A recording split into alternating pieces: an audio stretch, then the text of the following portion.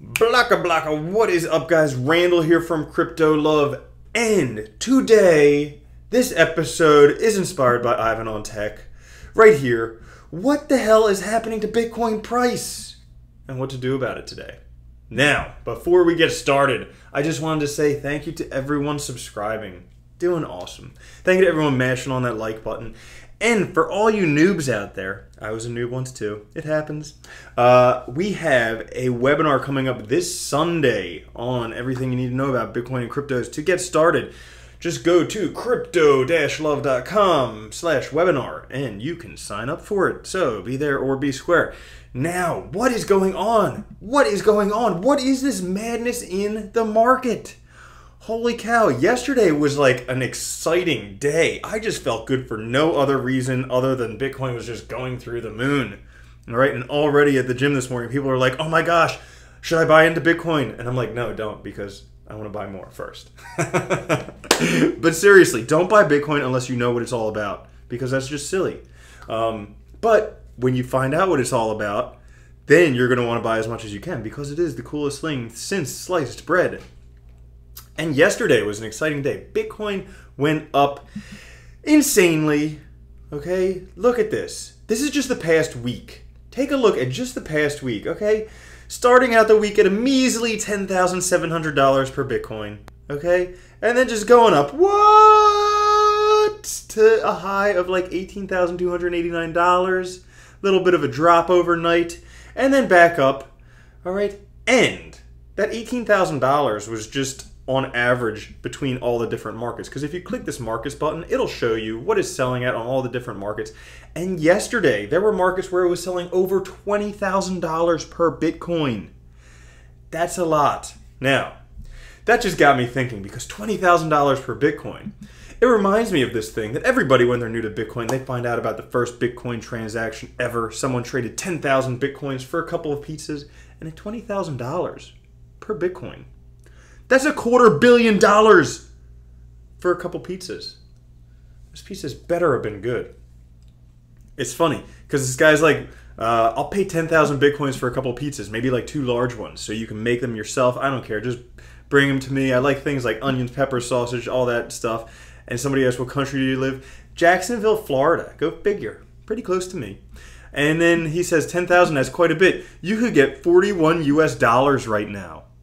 For 10,000. 2010, not a long time ago, okay? In 2010, you could have put $41 into Bitcoin and now you would be a quarter billionaire. Had you have put $160 into Bitcoin, you would be a billionaire. Like the Winklevoss twins. They're like the first Bitcoin billionaires, but not the only ones, because it's going up. It's going up. So taking a look at the charts, these are the daily candles on Bitstamp or Bitfinex. All right, and you can see just, whew, here's the Novogratz buy-in on November 12th, and then boom, ever since then, Bitcoin's just been exploding. The past 2 days were just insane gains, and then found some resistance right around the $17,000 area, and the price came back down. Now, those are the daily candles. Where's the price going to come to? I'm going to tell you in a second. But if we take a look, that's the daily candles. Looking at the hourlies, so we see the price going up, then falling back down, whoop, finding a little bit of support, and then maybe coming back down. And then, you know, they say anything less than a 4-hour candle is just noise, but in Bitcoin, maybe it's not just noise. People just stay on their computers and just buy and sell all the time. But look at this, ooh, down, up, down, up, down, up.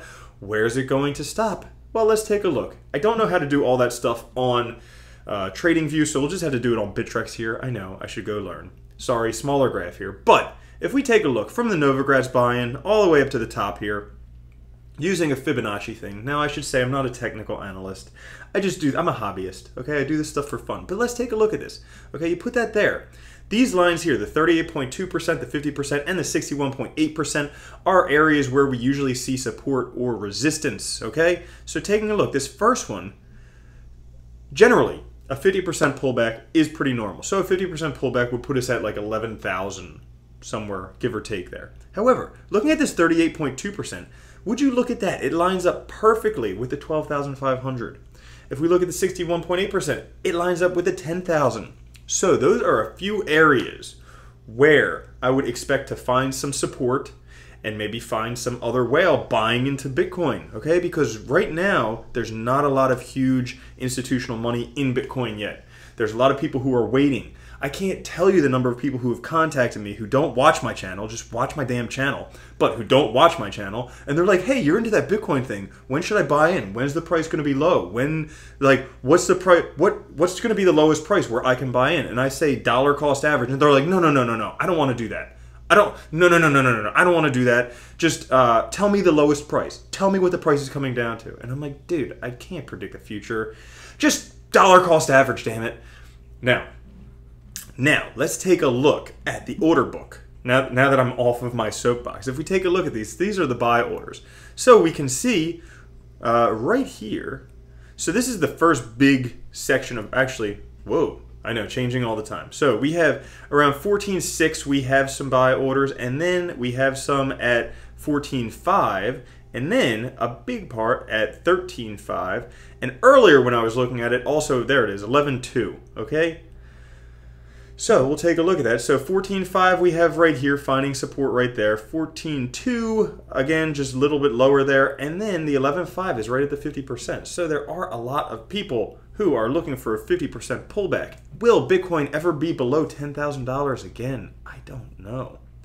I really don't know. So you guys want to know, what am I doing? What am I doing in all this craziness? Well, let me show you. Before this little Bitcoin explosion over the past couple days, this was my portfolio, okay? I had half in Bitcoin, all of that in cold storage, okay? And then the other thing, so I always talk about Lisk and Neo. Those are a couple of my favorites. So 16% in Lisk, 7% in Neo. I also had 10% in Ethereum. And then some other coins that I was holding, Navcoin, Metal, Arc, Vertcoin, and this others that's like 9%. So a whole bunch of different things like No Limit Coin, 0x, a whole bunch of things that I bought and I just never got around to selling, getting rid of, or just doing anything. Things that haven't done anything. I'm still waiting for No Limit Coin to make some moves. I hope they can. Now, like I mentioned, I am all about stop losses. I think stop losses are great because when we have those big explosions in Bitcoin, you're not just sitting holding this altcoin praying for some gains. Like, I know that Lisk is going to go up quite a lot, but in the meantime, until February when that happens, I could be missing out on huge gains on Bitcoin. So I had, up until yesterday, I had stop losses on everything except for a few, except for like Lisk, Neo, Arc, Metal, and Ethereum, okay? But when things started going crazy yesterday, I said, hold on, I could miss out on this Bitcoin train. I don't know where it's going to stop. It could go to $100,000. I know that would be ridiculous if it did, but it's possible it could have. I mean, $20,000 is well beyond what I thought even possible, and we saw it yesterday. So I changed my plan, and I put stop losses on everything. Now, I didn't sell all of it at once. I put a stop loss for half of it at about 10% and the other half at about 25% below what it was at the moment. And wouldn't you know it, this is my portfolio today. A lot of stuff sold. Okay, I have a much larger Bitcoin position than I had previously. Am I upset about that? No, because there is evidence that it's really hard to outdo Bitcoin. I mean, ever since I got into Bitcoin, it's been pretty much doubling every 2 months. Now, some cryptos do a lot better than that. If you can find them before they moon, yeah, you could get in, make a lot of money. But, you know, trusty, dusty, long-term investment, Bitcoin, that's doing pretty damn well. So right now, 80% of my portfolio is Bitcoin. Only 6% is Lisk, 8% is Ethereum. Now, a reason why so much Ethereum right now is just because of CryptoKitties. They clogged up the Ethereum network. What are they called? The stop losses didn't go through just because everything is so clogged up. Also with Navcoin, they were doing like wallet maintenance, so those stop losses didn't go through. So yeah, Neo 3%. So right now, I am holding a lot of Bitcoin. Do I feel good about this? Do I feel bad about this? I'm going to get into what I'm doing in just a little bit. But basically what I'm doing right now, I'm taking a look at the markets. I'm seeing if there are any fire sales because I like to buy stuff cheap. And then, yeah, so here's what I'm going to be doing for a lot of the next couple days, is taking a look at stuff here, seeing what they have coming up, seeing if there's any undervalued projects, seeing if there are cryptos that I want to get into that maybe are a lot lower in price or Bitcoin comparative than what they've been previously. Am I going to plop everything in? No. I think I'm going to always hold at least 50% Bitcoin, just because I think that's doing pretty darn well. But I actually made a little notepad for you. So here's what I'm doing. Number one, I'm adding to my position of HODL Bitcoin. So like I said, I like to store my Bitcoin on a cold storage device, buried underneath someone else's house in a different city, state, country where you will never find it. But I also have the things memorized, like the recovery codes. So, you know, if I lose a device, whatever, I'll be able to recover it anyways. So that's one thing that I'm doing. Number two, I'm looking for upcoming cryptos to trade for profit. Here's what I'm not doing. I'm not hodling cryptos. No more. I've learned my lesson twice. Hodling cryptos. It just doesn't work. There is really nothing over the long term that will outpace Bitcoin. I mean, this could change in the future. But for right now, from my experience, from my personal experience, there's nothing that will outdo Bitcoin. So I'm hodling Bitcoin, and I'm looking for short-term cryptocurrency trades for profits. That's what I'm doing.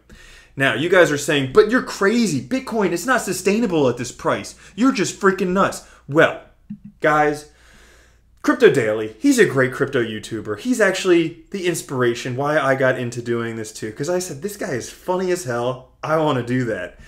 And if you go way back here, all right, I started watching him around the time of, what was it? The Bitcoin Cash, the Bcash fork. We call it Bcash now. Right around the Bcash fork. Well, there was this one here. I remember this one because I was thinking about it. The train's coming, the 4K train. Okay, how many of you would love to buy a $4,000 Bitcoin right now? Everybody, but it's not going to happen. It's not coming back down there. All right, so I remember that because Bitcoin $4,000. Oh my gosh, no way, it can't. It's not sustainable. And it went 4,000, came right back down, and then boom, through the moon. Now we're at $20,000 Bitcoin, plus or minus a little bit. But guys, even $20,000 Bitcoin is pretty cheap compared with what is going to be in the future. Mark my words, because if I'm wrong, you just have to watch John McAfee suck his dick. Now, that's it. We've made it through the episode for today. Nothing else for you. Just kidding. One more thing. This is also happening on Sunday, so it's good that you all are aware of it. So, I'm talking about how Bitcoin price is going up completely. However, there's possibility. There may be some retracement happening Sunday or before then or after then because of this. The CBOE is going to begin trading Bitcoin futures this Sunday, December 10th. Also, the CME group is going to start trading them on the 18th. So Bitcoin futures, basically people are able to make bets on whether Bitcoin is going to go up or down without actually buying Bitcoin. So that could potentially affect the price. So if a lot of people are saying that Bitcoin is way overvalued, that the price is going to go down, they start shorting it, then potentially that could affect the price. Or if a lot of people start saying that, Bitcoin, it really is worth $1 million, that could drive the price up. So that's something worthwhile to think about. Just want to make sure they get that in the episode. Now back to the other stuff. That's what I'm doing, guys. I'm hodling a little bit more Bitcoin, and I am being a bit more stingy with the cryptos I'm investing in because I really want to, I'm not holding them for long term. I'm looking for shorter term trades and then putting that back into Bitcoin. Now, if you guys like that, hit the subscribe button. Also mash on the like button. And lastly, if you guys are new to Bitcoin and cryptocurrencies, if you want to figure out exactly what to do this coming Sunday, 7 p.m. Eastern Time, I'm having a webinar. All right, sign up for it, crypto-love.com/webinar. And I will catch you guys later. All right, love you. Peace.